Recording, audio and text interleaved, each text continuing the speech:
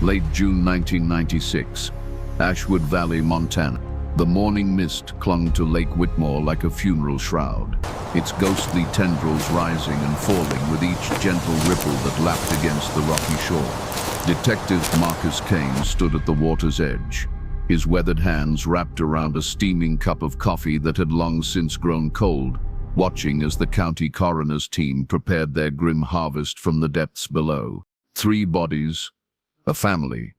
The kind of discovery that would haunt a small Montana town for generations.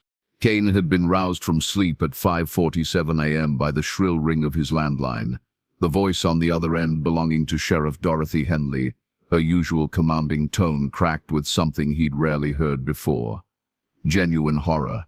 "Marcus, you need to get down to Lake Whitmore, now, and bring your strongest stomach."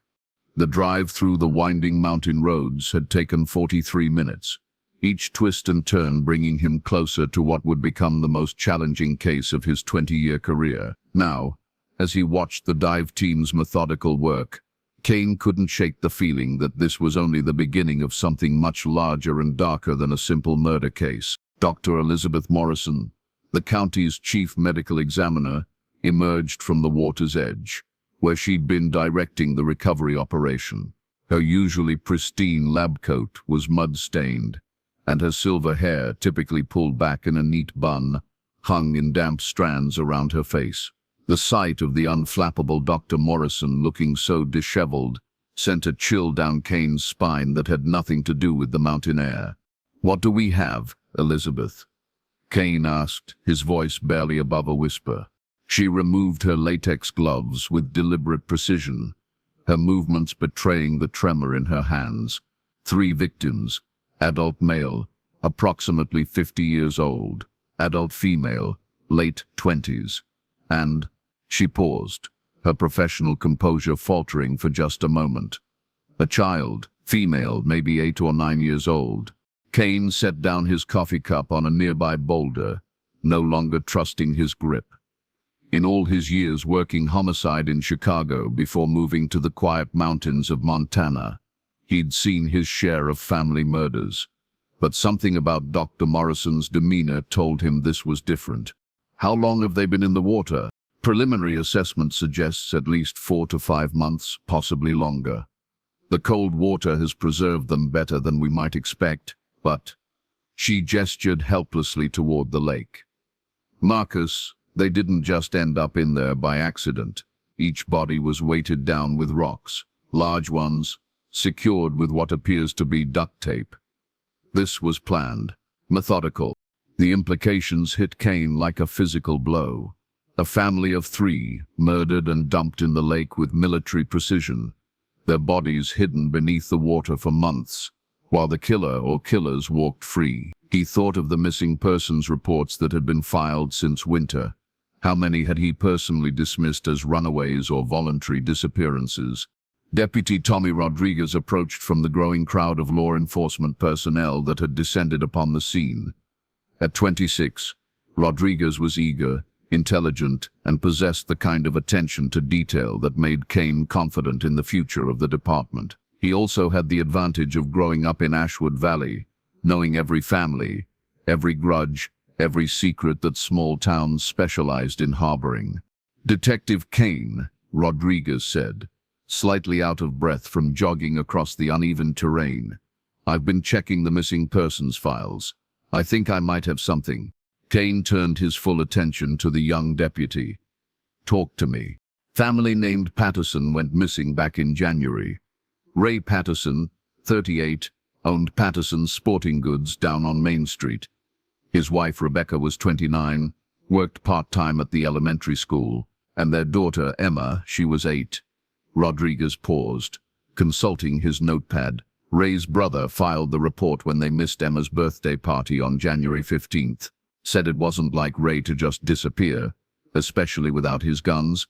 His guns? Ray was a collector, legal, all properly registered. But he had a substantial collection. Rifles, handguns, some military surplus. The brother mentioned that Ray always joked about having enough firepower to supply a small army. Rodriguez flipped a page. When the initial sweep of their house was done, most of the gun collection was missing. We assumed they'd taken it with them. Kane felt the first piece of a very complex puzzle click into place. A gun dealer gone missing with his family, bodies discovered months later in a remote lake, weighted down to prevent discovery. This wasn't a domestic dispute gone wrong, or a robbery that escalated. This was something far more sinister. Where's the Patterson house? About 12 miles north of here, up in the hills. Place has been sitting empty since they disappeared. Brother's been paying the utilities, hoping they'd come back. Kane was already moving toward his vehicle, his mind racing through possibilities and implications. Rodriguez, I want you to coordinate with Dr. Morrison. Make sure every inch of those bodies is photographed and documented before they're moved. And get me a complete inventory of what Ray Patterson's gun collection included. Make, model, serial numbers if possible. Where are you going? To see what the Patterson house can tell us about the last day this family was alive. The drive to the Patterson property took Kane through some of the most remote and beautiful country in Montana. Towering pines lined the narrow gravel road, their branches forming a canopy so thick that even in the middle of the day, the path remained shrouded in shadows. It was the kind of place where a person could disappear without a trace, where screams would echo off empty hills with no one to hear them. The Patterson house sat in a clearing at the end of the road, a modest two-story structure with a wraparound porch and large windows that would have offered stunning views of the valley below. Now, after months of abandonment, it looked like something from a ghost story. Weathered siding, overgrown grass, and an air of profound sadness that seemed to permeate the very air. Kane parked his sedan next to the porch steps and sat for a moment, studying the scene. The house showed no obvious signs of violence from the outside, no broken windows or damaged doors. Whatever had happened to the Patterson family had likely begun with their trust. Someone they let into their home, someone they never saw as a threat until it was too late. He retrieved his camera and evidence kit from the trunk, then approached the front door. The key was where Rodriguez had said it would be, hidden under a ceramic pot that held the skeletal remains of what had once been flowers. Kane slipped on latex gloves, inserted the key, and stepped into the past. The interior of the house told a story of interrupted life. A coffee mug sat on the kitchen counter, a ring of dried residue marking where coffee had once filled it. Children's drawings covered the refrigerator, bright crayon depictions of family happiness that now felt like monuments to innocence lost. In the living room, a television remote lay on the floor next to a recliner, as if it had been dropped suddenly. Kane moved through the house methodically, photographing everything, looking for signs of struggle or forced entry. What he found was more unsettling than obvious violence, the complete absence of it. Beds were unmade but not torn apart. Closets were neat and organized. Dishes were clean and put away. It was as if the family had simply vanished in the middle of an ordinary day. The gun room was in the basement, and this was where Kane found the first real evidence of what had happened. The room had been systematically emptied, but not by someone in a hurry. Gun racks stood empty but undamaged. A large safe in the corner stood open, its heavy door revealing empty shelves where firearms and ammunition would have been stored. Most telling of all was what Kane found on the floor. Several small pieces of duct tape, the same industrial gray that Dr. Morrison had described being used to secure the rocks to the bodies. Kane knelt and carefully collected the tape fragments, sealing them in evidence bags. Each piece represented a connection between this house and the lake where 3 bodies had been recovered. But as he worked, he couldn't shake the feeling that he was still missing something crucial. A thorough search of the upper floors revealed clothes still hanging in closets, toiletries still arranged on bathroom counters, and Emma Patterson's room exactly as she'd left it. Bed unmade, stuffed animals arranged on her pillow, homework assignments scattered across her desk. The normalcy of it all made the family's fate even more horrifying. Kane was photographing Emma's room when his cell phone rang. Rodriguez's voice carried a note of excitement that cut through the oppressive atmosphere of the empty house. "Detective, You need to get back here. Dr. Morrison found something. What kind of something? Evidence that these weren't random killings. And detective, we might not be dealing with just one perpetrator. Kane felt his pulse quicken. I'm on my way. The drive back to Lake Whitmore seemed to take forever.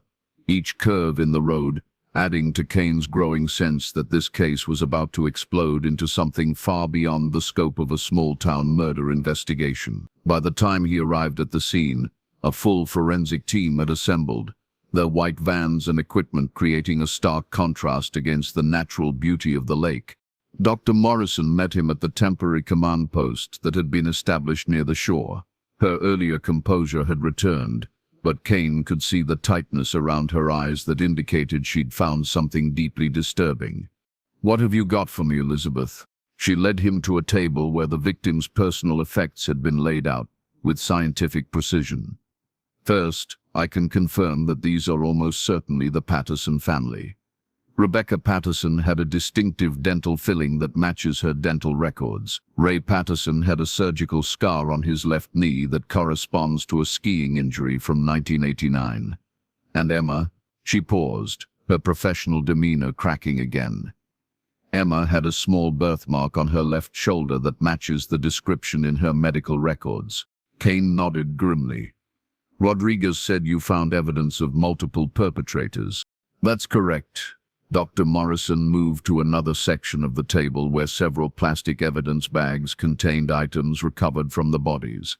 Each victim was restrained with the same type of industrial-grade plastic zip ties, high quality, the kind used by law enforcement or military personnel. But here's what's interesting. The zip ties on each victim were applied differently. She picked up a magnifying glass and indicated one of the bags. Ray Patterson's restraints were applied with considerable force, tight enough to cause significant abrasion and bruising. The person who applied these was either very strong or very angry, possibly both. Rebecca Patterson's restraints show a different pattern, still secure, but applied with more, I suppose you'd call it, care, as if the person restraining her was reluctant to cause unnecessary pain. Kane leaned in, studying the evidence. And Emma? Dr. Morrison's voice became barely audible. Emma's restraints were applied by someone with small hands, someone who understood how to secure a child without causing immediate injury. The pattern suggests, Marcus, I think one of the perpetrators might have been a woman. The implications hit Kane like a sledgehammer. A family murdered by a team that included both men and women, people who had worked together with military precision to eliminate the Pattersons and dispose of their bodies. This wasn't a robbery gone wrong or a crime of passion. This was an execution. There's something else, Dr. Morrison continued, leading him to a separate evidence table. We found residue on all three victims that suggests they were incapacitated with some kind of electrical device. Stun gun, most likely. And Marcus, she picked up a small plastic bag containing what appeared to be fragments of black plastic. We found pieces of plastic bags around their heads. They were suffocated. Kane felt his stomach turn. The Patterson family had been tortured, systematically murdered, and then disposed of like garbage. But why? What had a small-town gun dealer and his family done to warrant such elaborate and brutal treatment? How long before you can give me a complete autopsy report? 48 hours for the preliminaries. But Marcus, there's one more thing you need to see. Dr. Morrison led him away from the evidence tables, toward the water's edge where the dive team was still working. When we recovered Emma's body, we found something clutched in her hand. She handed him an evidence bag containing a small, water-damaged piece of paper. Kane held it up to the light, trying to make out what appeared to be handwritten numbers. Can you make out what it says? Our forensics team is working on it, but it looks like it might be a license plate number, or possibly a serial number from one of the stolen weapons. Dr. Morrison met his eyes. Marcus, this little girl fought back. Even at 8 years old, facing the worst kind of evil, she tried to leave us a clue. Kane stared at the evidence bag, feeling the weight of responsibility settle on his shoulders like a lead blanket. Emma Patterson had died trying to help them solve her own murder. He owed it to her parents, and to every other potential victim to make sure her sacrifice wasn't in vain. As the sun began to set behind the mountains, casting long shadows across Lake Whitmore, Kane made a silent promise to the memory of the Patterson family. He would find the people responsible for this atrocity, no matter how long it took, no matter how far the investigation led him. But as he stood there watching the forensic team complete their grim work, Kane couldn't shake the feeling that the Patterson murders were just the beginning.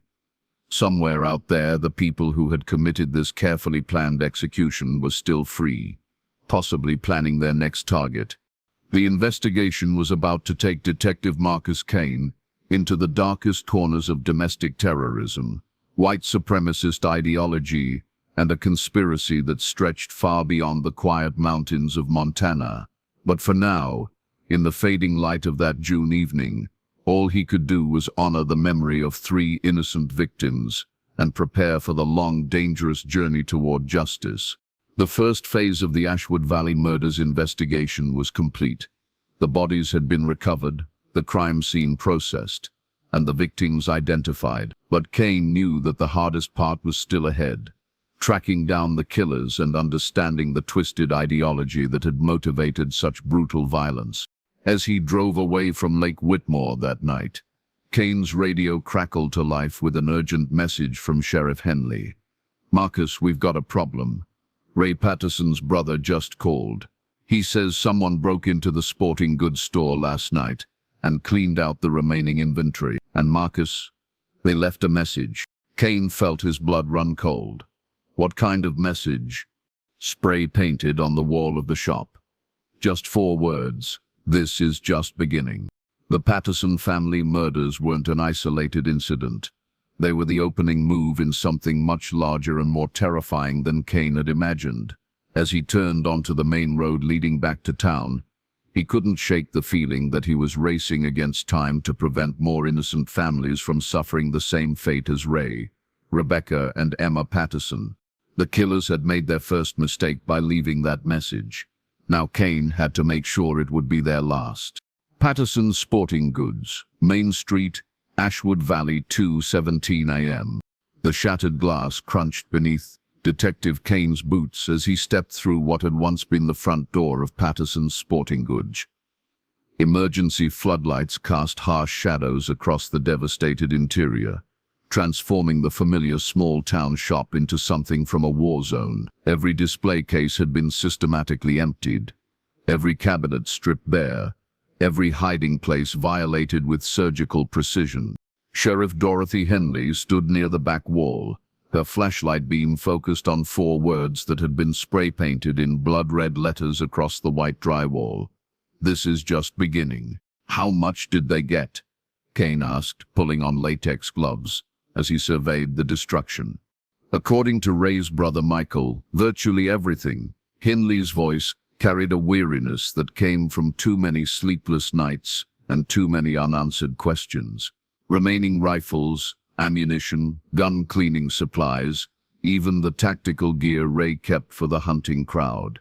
Michael estimates somewhere around 40 weapons, plus thousands of rounds of ammunition. Kane moved closer to the message on the wall, noting the deliberate, almost artistic way the letters had been formed.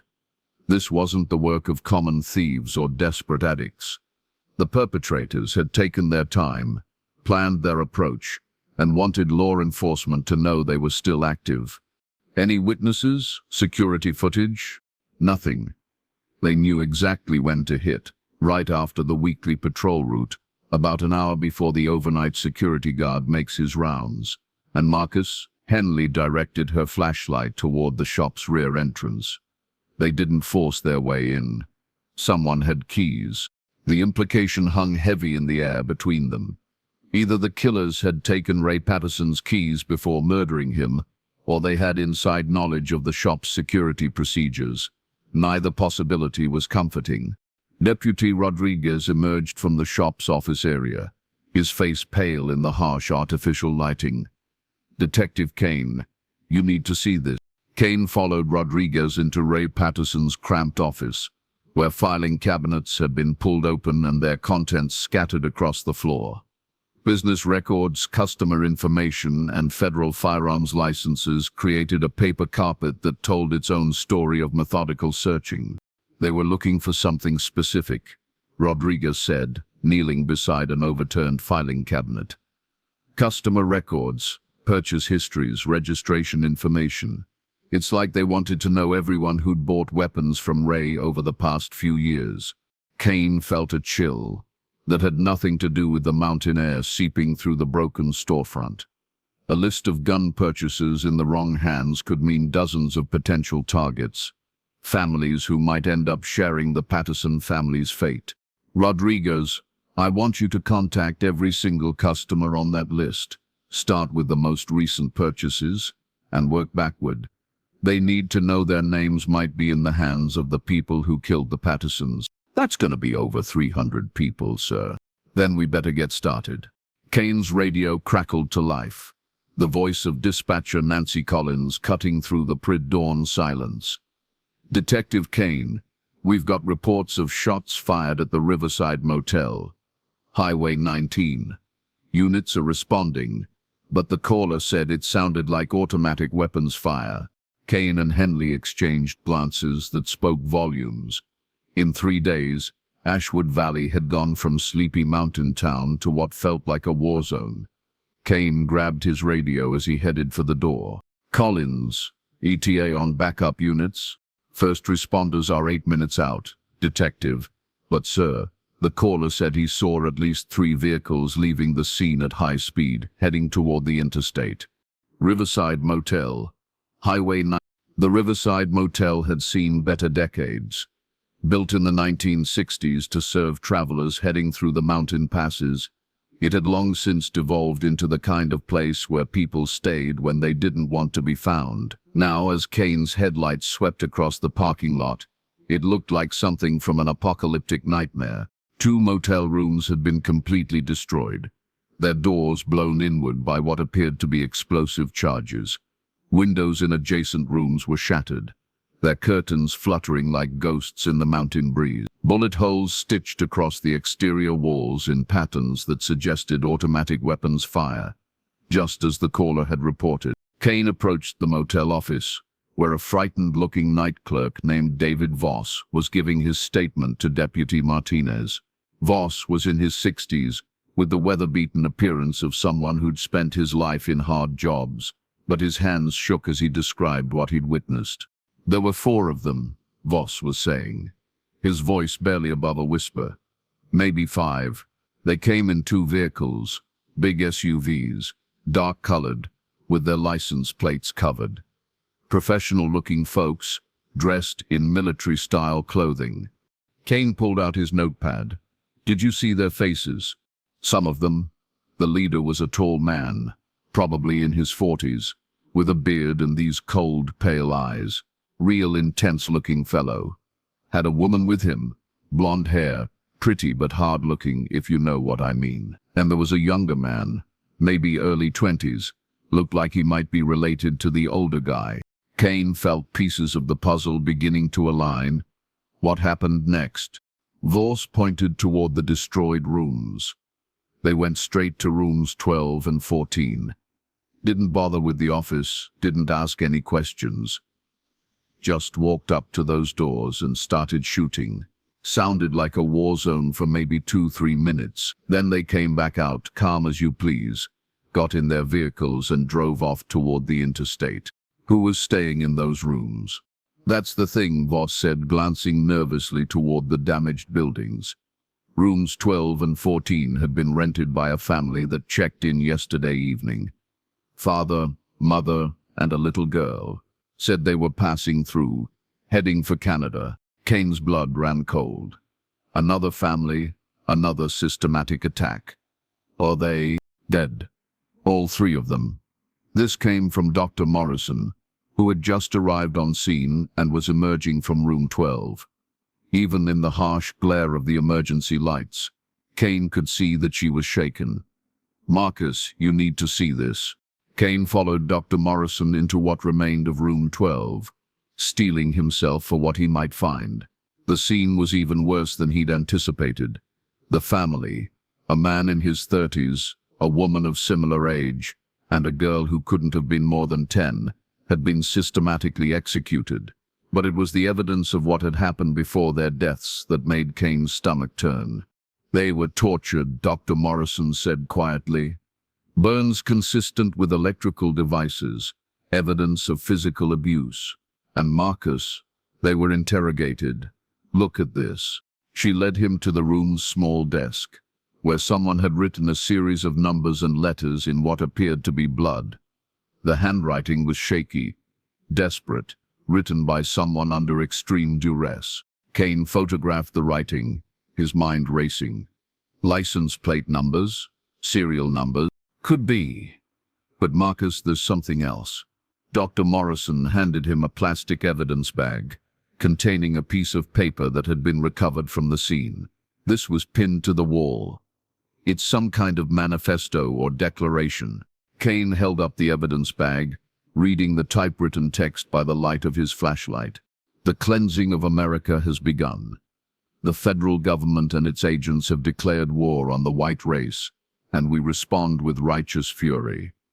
Those who collaborate with the occupying forces will share their fate. The Northwest Territory will be free. The Aryan Republic will rise. This is our promise, written in the blood of traitors. The document was signed with a symbol Kane didn't recognize, a combination of Nordic runes and what appeared to be a stylized lightning bolt. Jesus, Kane whispered, we're not dealing with random killers. This is domestic terrorism. Sheriff Henley appeared in the doorway, her radio crackling with urgent communications from multiple units. Marcus, we've got a problem. State police just found one of the vehicles used in this attack, abandoned about 20 miles north, just off the interstate. But that's not the worst of it. Kane looked up from the manifesto. What's the worst of it? The vehicle is registered to a federal agent, FBI, and Marcus? The agent it's registered to has been missing for 6 months. The implications crashed over Kane like an avalanche. If domestic terrorists had access to federal vehicles, federal credentials, and possibly federal weapons, then the scope of this conspiracy was far beyond anything a small-town police department could handle alone. We need to contact the FBI, Kane said. And ATF. This has gone federal. Already done, Henley replied. Agent Sarah Chen from the Denver field office is flying up first thing this morning. But Marcus, she specifically asked to speak with you. Apparently, this isn't the first time they've seen that symbol. Kane stared at the manifesto again, at the strange combination of symbols that represented something far more dangerous than simple hatred. This was organized, funded, and apparently connected to similar incidents elsewhere. The Patterson family hadn't been random victims. They'd been targeted as part of a larger campaign of terror. As dawn began to break over the mountains, painting the sky in shades of red that seemed ominous given the night's events, Kane realized that Ashwood Valley had become ground zero for something that could spread far beyond the boundaries of their small town. FBI Field Office, Denver. Special Agent Sarah Chen had been tracking domestic terrorist networks for 7 years, but the case file spread across her desk represented something new and deeply troubling. Photographs of crime scenes from Montana, Idaho, and Oklahoma told a story of escalating violence carried out by a group that seemed to have access to federal resources and inside knowledge of law enforcement procedures. Agent Chen was a second-generation American whose parents had immigrated from Taiwan in the 1960s. She'd earned her position through brilliance, determination, and an ability to see patterns that others missed. Now, as she prepared for her flight to Montana, she was seeing a pattern that threatened to tear apart the fabric of American society. The symbol found at the Riverside Motel attack matched symbols discovered at 3 other crime scenes across the Northwest. Each incident had involved families connected to the firearms industry, and each had demonstrated a level of planning and execution that suggested military or law enforcement training. Chen's secure phone rang, interrupting her review of the case files. The caller ID showed it was her supervisor, Assistant Director Robert Martinez. Chen, what's your assessment of the Montana situation? Sir, I believe we're looking at a domestic terrorist cell with significant resources and inside knowledge of federal law enforcement procedures. The stolen federal vehicle suggests they may have compromised agents or sympathizers within federal agencies. That's what I was afraid of. Chen, I'm assigning Agent Michael Torres to work with you on this. He's been tracking similar incidents in the Idaho Panhandle. And Chen, the director has classified this as a matter of national security. You have whatever resources you need. Chen felt the weight of responsibility settle on her shoulders. A classification of national security meant the investigation would have priority over virtually everything else. But it also meant the stakes were higher than she'd initially understood. Ashwood Valley Sheriff's Department. When FBI agent Sarah Chen walked into the Ashwood Valley Sheriff's Department, Detective Kane immediately understood why she'd been assigned to this case. There was an intensity about her, a focus that suggested she'd seen the worst of human nature and refused to be defeated by it. Detective Kane, she said, extending her hand. I've reviewed your initial reports. Excellent work under difficult circumstances. Kane led Agent Chen to the conference room where they'd assembled all the evidence from both crime scenes. The table was covered with photographs, evidence bags, witness statements, and the beginnings of what would become a massive investigation. Agent Chen, I have to ask, is this connected to other incidents? Chen spread out a map of the northwestern United States, marked with red pins in locations across Idaho, Washington, Oregon, and Montana. Detective, what you've uncovered here is part of a network that we've been tracking for over a year. We believe you're dealing with a domestic terrorist organization that's been systematically targeting individuals connected to the firearms industry. She pointed to various pins on the map. Similar attacks in Dardanelle, Idaho, a family in Spokane, Washington, a gun dealer in Eugene, Oregon. Each time the same pattern: systematic torture, execution-style killings, and theft of weapons and ammunition. Kane studied the map, seeing the scope of the conspiracy for the first time. How many victims are we talking about? Confirmed dead across all incidents. 17 people, including 6 children. Chen's voice carried the weight of each loss. But detective, we think the Patterson family murders represent an escalation. The public nature of the motel attack, the manifesto, the brazen theft from the sporting goods store, they're not hiding anymore. Which means they're building towards something bigger. Exactly. Chen pulled out another file, this one marked with classification stamps that Kane couldn't read. We have intelligence suggesting this group is planning what they call the Day of Reckoning, a coordinated series of attacks designed to trigger what they hope will be a race war. Kane felt his world tilt slightly. He'd gone from investigating what seemed like a family murder to being on the front lines of preventing domestic terrorism on a massive scale. What do you need from us? Everything, Chen replied. Every witness interview, every piece of evidence, every instinct you have about these people. And detective, we're going to need to work fast. Intelligence suggests they're accelerating their timeline. Before Kane could respond, Deputy Rodriguez burst into the conference room, his face pale with urgency.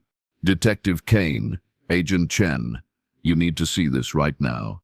He led them to the communications center, where a television was tuned to a local news station. On screen, a reporter was standing in front of Patterson's sporting goods, but the focus wasn't on the break-in. This exclusive video, apparently recorded by the perpetrators themselves and sent to our newsroom this morning, shows what they claim is the execution of the Patterson family. We warn viewers that this content is extremely disturbing. Kane felt his blood turn to ice as grainy footage began to play on the screen. Even though the video quality was poor and the faces of the perpetrators were obscured, he could make out Ray Patterson, his wife Rebecca, and their daughter Emma in what appeared to be the basement of their own home. The video lasted less than 30 seconds, but it told the story of their final moments with horrifying clarity. It also showed something else, the faces of their killers. captured in profile as they moved through the basement. Agent Chen was already on her phone, calling for a technical analysis team. Kane stared at the screen, memorizing every detail he could make out. These weren't random killers or even simple terrorists. They were people who wanted the world to see their work, who were using murder as a form of propaganda. The investigation had just become a race against time to prevent more families from suffering the same fate as the Pattersons. But now Kane knew they were dealing with enemies who were organized, well-armed, and completely without mercy. As the news report continued, showing reaction from local officials and federal agents, Kane couldn't shake the feeling that releasing this video was part of a larger plan. The killers weren't just murdering innocent families. They were building towards something that would make the Patterson murders look like the opening act of a much larger tragedy. The real question was whether law enforcement could stop them before they completed their horrific plan. FBI Mobile Command Center, Ashwood Valley, 6:15 p.m. Same day, the command center had transformed the parking lot behind the sheriff's department into a hub of federal law enforcement activity. Satellite dishes, communication arrays, and high-tech surveillance equipment created a stark contrast against the backdrop of Montana's pristine wilderness. Inside the main trailer, Agent Sarah Chen stood before a wall of monitors displaying facial recognition software, communication intercepts, and tactical maps that painted a picture of an investigation reaching its critical moment. Detective Kane studied the enhanced images from the Patterson family video, his trained eye picking out details that the original broadcast had obscured. The technical team had worked miracles with the grainy footage, revealing faces, tattoos, and distinctive clothing that were now being cross-referenced with every database the FBI possessed. "We've got a match," announced Agent Michael Torres, Chen's partner who had arrived from Idaho with files documenting similar attacks. Torres was a compact man with the intense focus of someone who'd spent years hunting domestic terrorists through the remote wilderness of the Northwest. The primary suspect is Marcus Kellner, age 43, formerly of Spokane, Washington. Chen pulled up Kellner's file on the main screen, revealing a photograph that matched the face they'd enhanced from the video.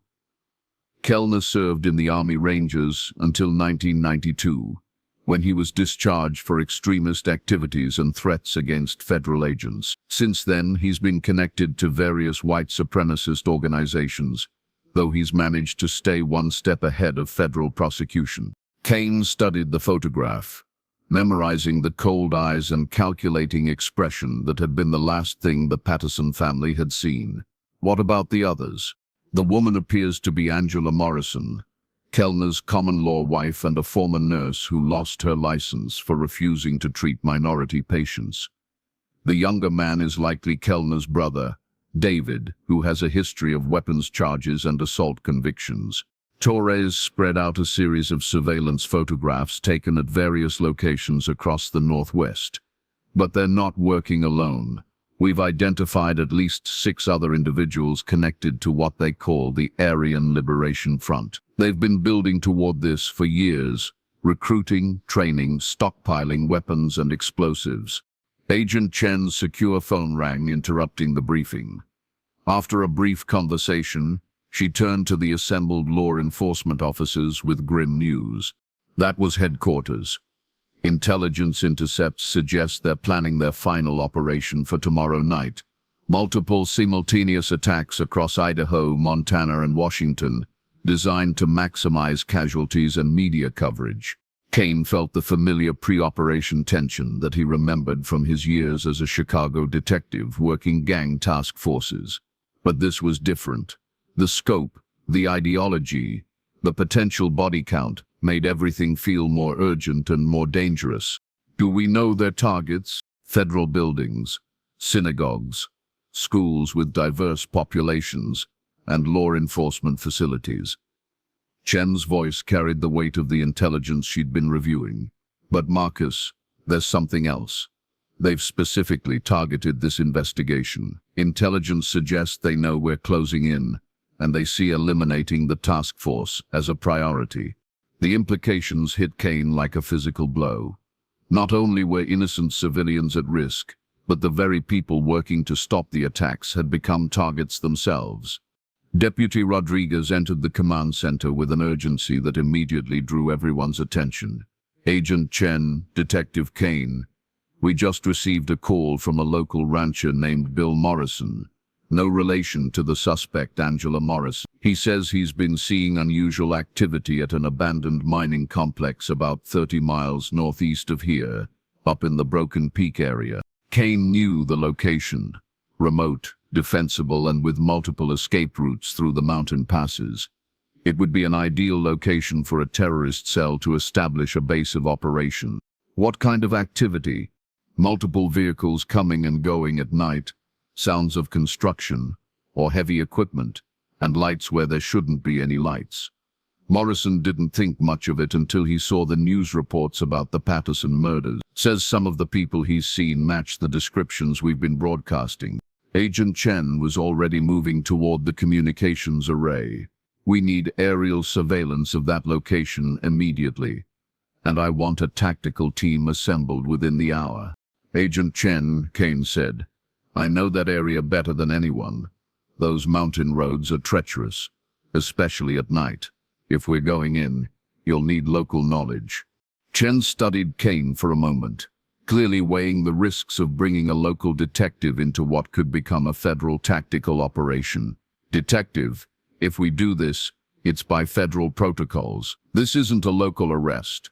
We're potentially dealing with armed domestic terrorists who've already demonstrated their willingness to kill. Understood. But Agent Chen, these people murdered a family from my town. They turned my jurisdiction into a war zone. I'm not sitting on the sidelines.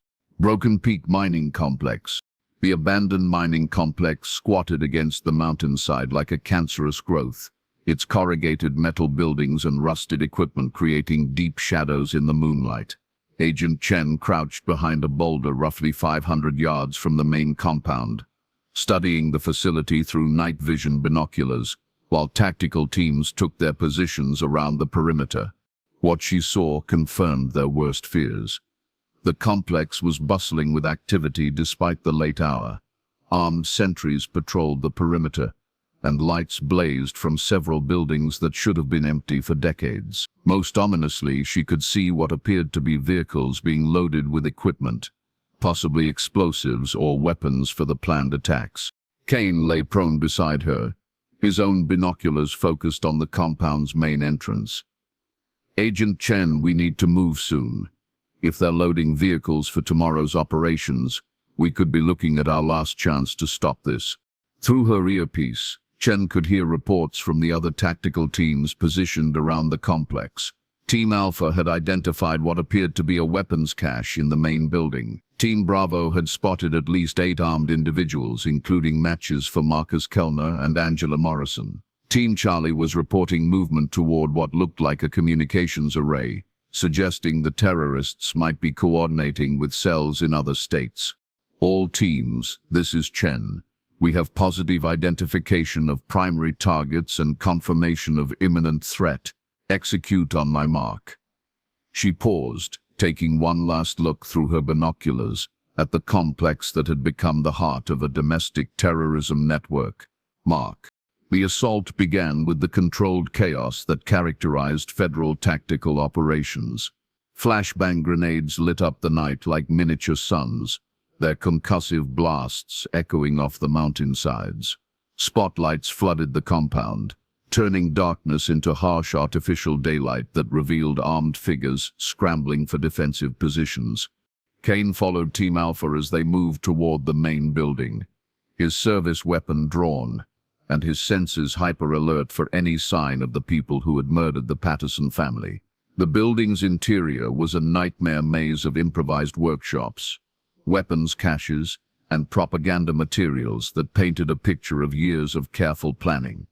In what had once been the mining office, Kane discovered a wall covered with photographs, maps, and detailed plans that revealed the true scope of the Aryan Liberation Front's conspiracy. Targets across the Northwest were marked with red pins, accompanied by photographs of federal buildings, schools, and religious centers.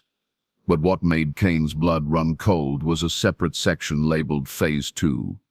Locations that included major cities like Seattle, Portland, and Denver. "Agent Chen, you need to see this," Kane called into his radio, photographing the evidence with his department-issued camera. "This isn't just about tomorrow night." They were planning a sustained campaign across the entire region. Chen's voice crackled back through heavy radio interference. "Copy that, Detective. We've got Marcus Kellner and 2 other suspects in custody, but Angela Morrison and at least 3 others are unaccounted for. Keep searching."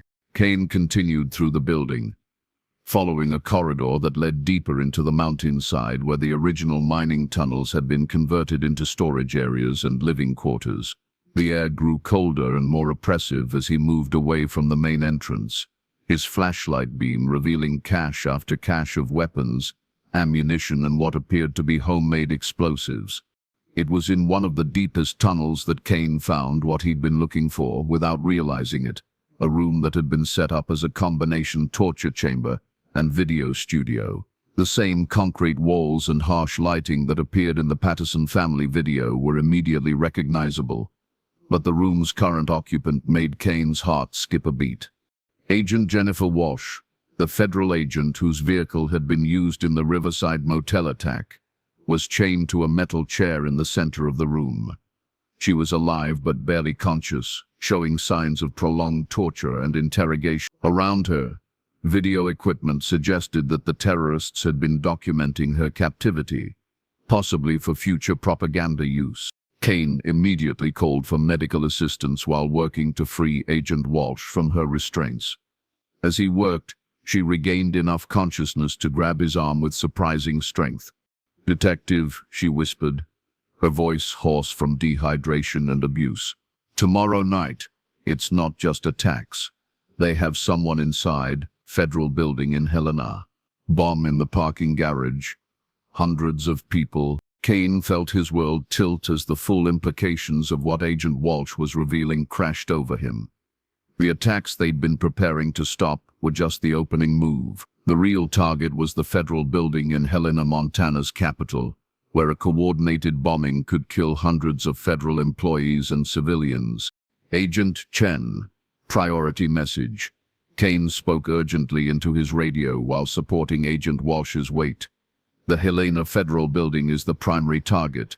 Bomb in the parking garage, possibly with inside assistance.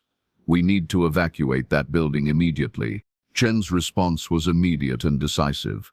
"All units, we have critical intelligence regarding imminent threat to federal facility in Helena. I'm coordinating with FBI domestic terrorism units for immediate response. Detective Kane, get Agent Walsh to the medical team, and then join me at the command post." As Kane helped Agent Walsh toward the tunnel entrance, she managed to provide additional details that painted a picture of a conspiracy far more sophisticated than anyone had imagined. The Aryan Liberation Front had been planning their campaign for over 2 years, recruiting federal employees as informants, conducting surveillance of government facilities, and building a network that stretched across multiple states.